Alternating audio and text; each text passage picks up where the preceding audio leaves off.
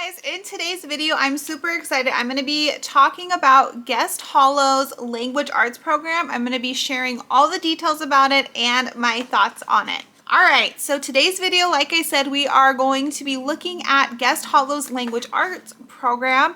A couple days ago, I shared an in-depth look on their grammar program, which I'll slightly touch on today, but if you haven't seen that video, I have it linked down below.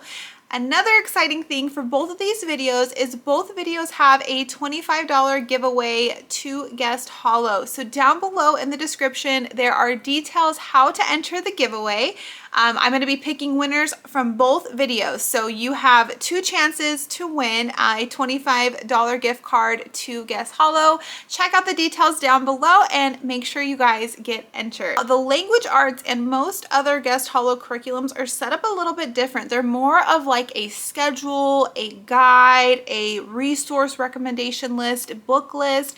And so that is how the language arts is set up. You are not going to get a huge language arts student workbook file. It's not set up that way. So keep that in mind as one of the main differences between the grammar program I showed in the other video. So like I said, in this guide, this language arts guide is how I'm going to refer to it, you're going to get things like a weekly schedule that schedules out all the different topics of language arts, which is, vocabulary, grammar, writing, reading. So they do all that hard scheduling work for you. They provide you resources for all of those topics, which may include reading books, they may include workbooks, different activities. And so you're getting a huge resource list as well. And I'm going to dig into each of these a little bit separately, and I'll kind of pop up examples on my screen. Keep in mind, Guest Hollow has everything as digital downloads. So when you do purchase something, you get the files as a digital download, which you can just keep on your computer. A lot of the stuff in the language arts is reference. Now there is a printable pack for activities that you obviously would want to print, but it's nothing crazy or huge to print out yourself. If you need a recommendation for a printing company, I will leave my favorite down below, Watson Family Press. I'll link their website down below. But this one is not super print heavy because it's just more of a guide for you of how to navigate all the different aspects of what they recommend teaching in language arts. So about the first 15 pages of the resource, it's going to go into different things or all the different topics. So we'll say grammar, and it's going to explain what resources they recommend for grammar and why they recommend those. Obviously, they're going to recommend Beowulf's Grammar for their grammar program. However, they do have some extra resources as well to kind of go even deeper into that grammar program, which I'll show some of the resources in a little bit. And then that continues on. So for their writing, what they recommend, what resources do they recommend for writing curriculum, their mindset behind writing, some tips and tricks if maybe you have a reluctant writer. And again, these are homeschool parents. They've homeschooled 3 kids and have graduated them. They know the real life struggles. We know not every one of our kids is the same. They don't all learn the same. The resources don't always work the same. And so you can tell in these guides, it's a real homeschool parent saying, hey, this is why this worked. This is why we did this. And it kind of leaves it up for you as the homeschool parent to make those decisions on the different recommendations. So I'll cover each little section so I can show you what kind of resources they recommend. But what I do want to say is this is not something that you can just expect to open up and everything is done for you. That's not the purpose of this curriculum. And so I know sometimes if you're newer to homeschooling, you want that easy route, like just tell me what to do, tell me what to say. This is a little bit, I would say, more moderate in making decisions in your homeschool. And that's really the type of curriculum that I'm leaning more towards. I want to swap out resources. I don't think there's an all-in-one book that has everything for language arts or everything for language arts. I honestly think you have to pick and choose different resources for writing, for spelling, for vocabulary, and it's going to be different for every single person's homeschool, and every single child's going to be different. And so when I look at this curriculum, it can be used for grades 2 through 6. So example, in my homeschool, I have a 2nd grader and a 4th grader. They are on different levels. And yes, sometimes I can use the same curriculum, but with something like this, they give me recommended resources, and so we'll say in their writing program, the resources they recommend for writing, I may use those for my 2nd grader. But that doesn't mean I can't use this guide and curriculum for my 4th grader. I may just swap out. I may have a writing program that is already working really well for us. Well, I'm just going to use that writing program for her, and then they can meet back up. So we're both kids are going to be doing grammar.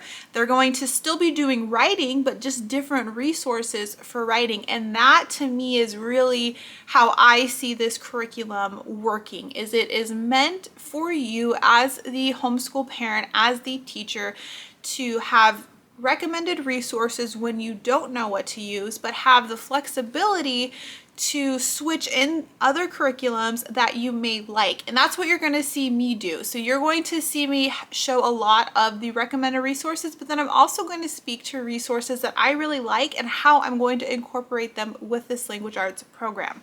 Another super awesome thing that you get is you get a PDF version of a weekly schedule that says, here's all the recommendations of resources, here's how we would plan and schedule it in our homeschool, which is just absolutely fabulous. So if you are someone who's like, please just do it for me, there it is. You don't have to think anything. Get the resources they recommend, follow the schedule, and you're pretty much done as far as having to plan. But if you're someone like me who knows I may swap out and change some of the recommended resources, they also give you an editable Word file of the schedule. So they did all the work for you, but then you can swap out things. So maybe, like I said, for one of my kids, I'm changing the writing curriculum because we found something that works for them. I can just go in, delete what's already there, and re-enter in what we're going to be using, and it's done. So there may be a little bit work to switch it around, but the majority of that work is already done for you, and they're giving you that schedule to edit, which they didn't have to do. But that's because they want this curriculum to be flexible in everyone's homeschool. So something else that you're going to get, and this is very important, you can actually even kind of preview this before you purchase the curriculum, all the recommended resources for each topic. And so here's like a cheat sheet printout of it. So for grammar, for writing, poetry, vocabulary, spelling, reading, and read aloud. So this is a lot. This is a lot of resources. And so what I'm telling you guys is I spent a weekend really looking into all of this and trying to understand it for you guys so I could really explain it. It is a huge wealth of good resources, right? And so this is kind of just a cheat sheet. Overall, this is everything you could use and need. But what they do in your guide is they go into each section. So here's our grammar section, and they break up each one of these resources, and then they rate it. They say out of a 1 to 4, 1 being yes, you really have to have this resource for the curriculum to work, all the way up to a 4 is just, you know what, it's a really great resource, but it's not make or break for it. So they rate each resource if you really have to have it or if you don't have to have it. And then they even give you like these little check boxes, like, is this something that is consumable? Meaning, is it an activity book that you would need for each child and you would probably need to buy? Or is it a book that you're just reading and you could check it out from your library? So they kind of give you that idea too of like, what do you actually have to buy versus could you use something from the library? Could you use an audiobook? And so that helps too, because that makes it way less overwhelming to know what you really have to buy in addition versus what you can borrow.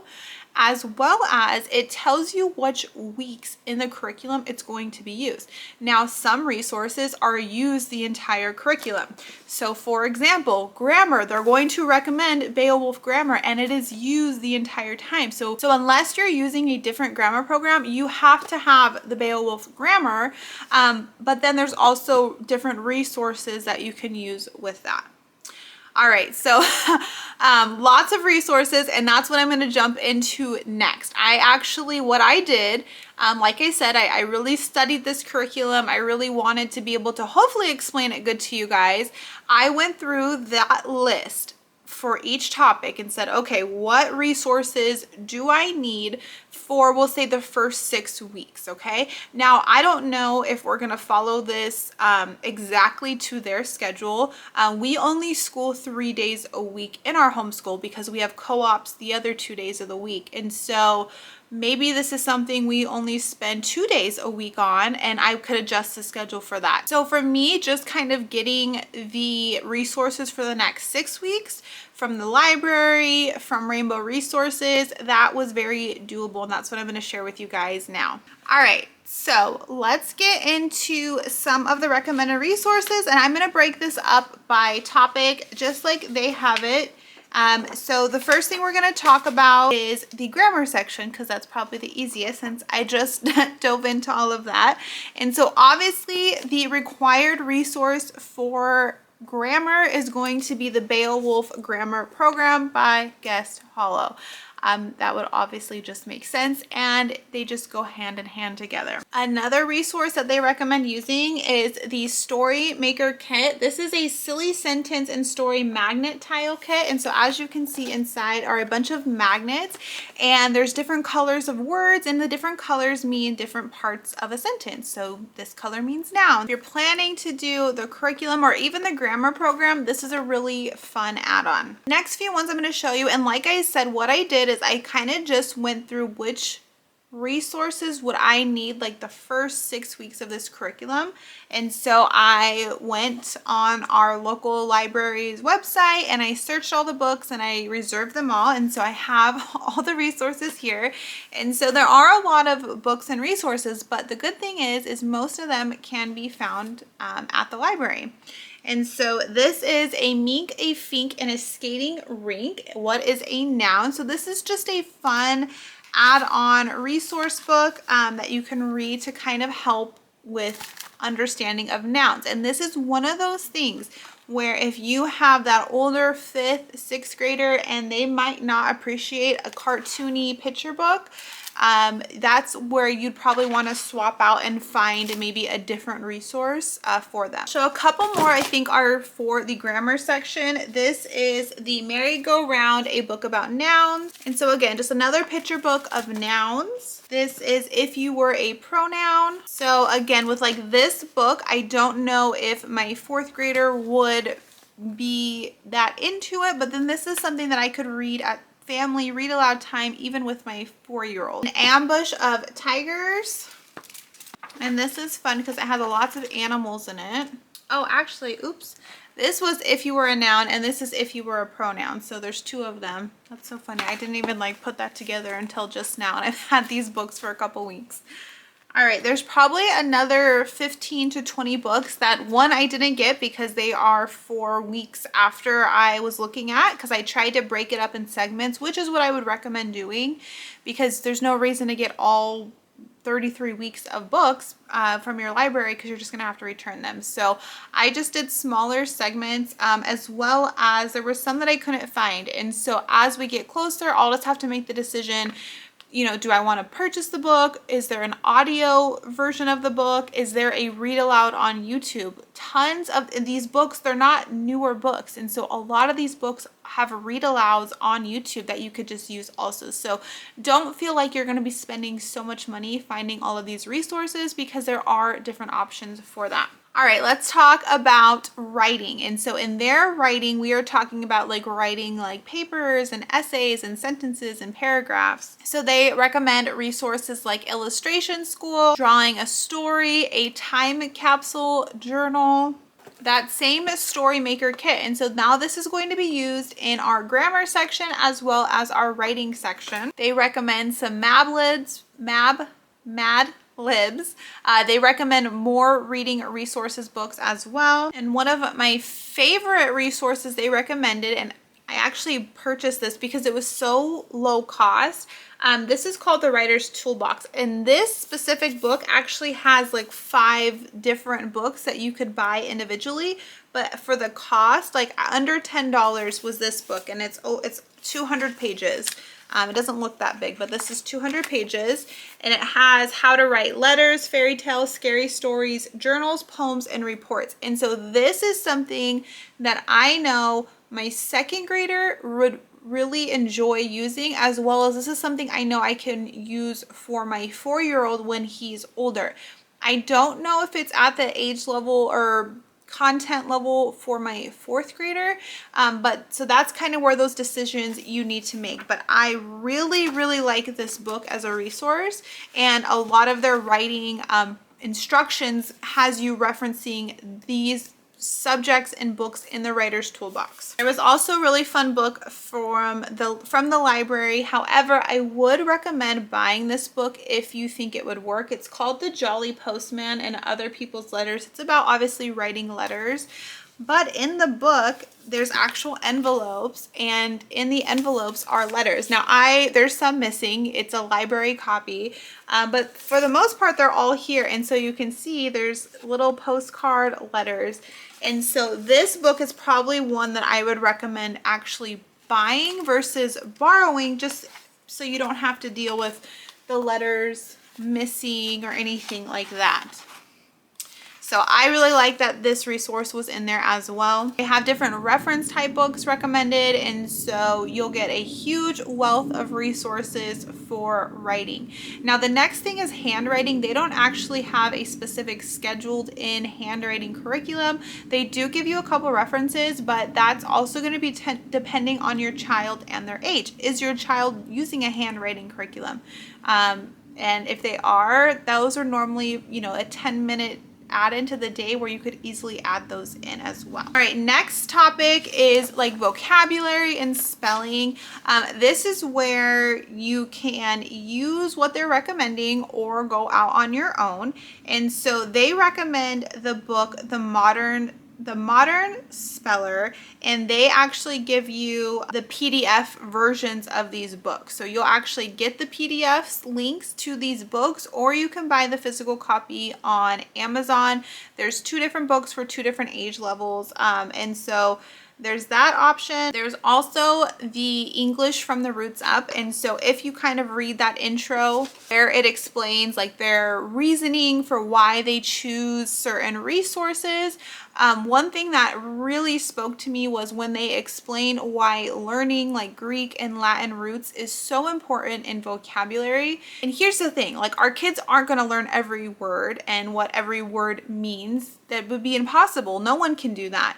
But when you learn roots and prefixes and those meanings, there's studies that show on like SATs and testing, you're able to really, critically figure it out because you know what parts of the word mean to better guess what the whole word means. So they recommend the book English from the Roots Up. And that was a really good idea for me, and I really liked that. But when I was looking, I found word roots. They have a couple different like levels of this. So this is the beginning one, which is grades 3 to 4, and it's the same idea, right? Like we're learning what certain root words mean, where they came from, to help us build a better vocabulary by not just learning vocabulary words. So this is something that I really wanted to incorporate, and I really valued why they recommend doing something like that. I just chose a different resource, and I think that's fine. All right, they also give you the same types of list for reading, phonics, if you're still needing to use phonics, as well as read alouds. They give you a whole list of great read aloud suggestions for your family. So it can be overwhelming with all of the resources they give you, but that's what you're paying for. You're paying to really be guided and have a great plan of tried and true resources. These are things you see all over different homeschool families that they use. It's just this company went ahead and pulled all these great resources together, gave you a really great plan, a schedule, but then gave you that flexibility if you need to change anything. Just looking through if there's anything else I want to mention. If I went through every single resource, this video would be extremely long, so I'm not going to do that, but I hope you guys got the general idea of kind of how that works and what they're providing you. By the time you guys see this video, Guest Hollow is having a huge sale. Now, I don't know when it ends, but I do know the day this video goes up, they're having a sale. Everything is 25% off, so go check out their website.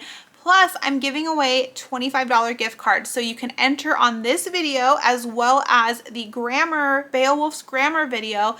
That gives you 2 entries, and there's 2 $25 gift cards to win. So exciting things. So I'd love to hear your thoughts. Let me know what you think of the Guest Hollow's Language Arts, and I'm gonna wrap this video up now. Thanks so much, guys. We will chat soon. Bye.